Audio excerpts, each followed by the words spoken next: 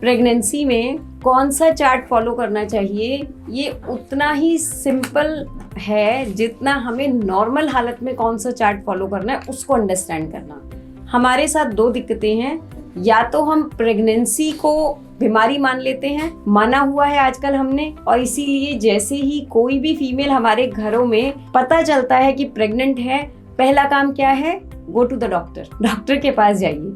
लेकिन प्रेगनेंसी कोई रोग नहीं है, प्रेगनेंसी बहुत ही खुशी और प्रसन्नता की अवस्था है। इसीलिए प्रेगनेंसी में डाइट चार्ट कौन सा फॉलो करना है वो कैसे निर्धारित होगा कि आपकी भूख कैसी है। प्रेगनेंसी के शुरू के महीनों में, दूसरे तीसरे महीने में हार्मोनल चेंजेस की वजह से कुछ फीमेल्स को वॉमिटिंग्स या इस तरीके की समस्याएं रहती हैं। अगर आपको वॉमिटिंग्स हैं, इस तरीके की कोई भी आपको चैलेंज है कि दिल घबराता है, कुछ खाते ही वॉमिट हो जाता है, ऐसी स्थिति में आप लिक्विड डाइट यानी कि व्हाइट चार्ट को फॉलो करें। कितनी देर के लिए?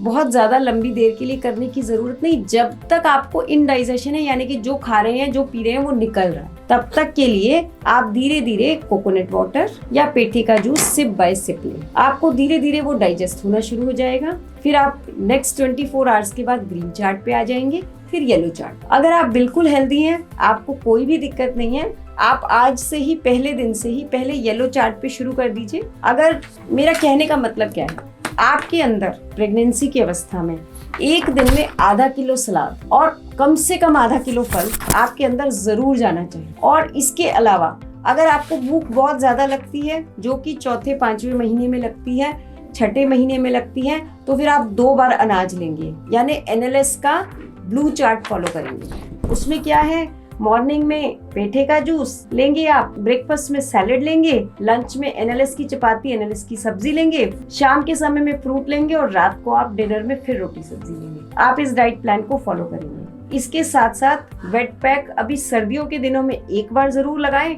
और जैसे जैसे मौसम बदल जाएगा दिन में 2 बार जरूर लगाएं। और कब तक लगाना है? जिस दिन तक डिलीवरी नहीं होती, जिस टाइम तक डिलीवरी नहीं होती तब तक लगाना है।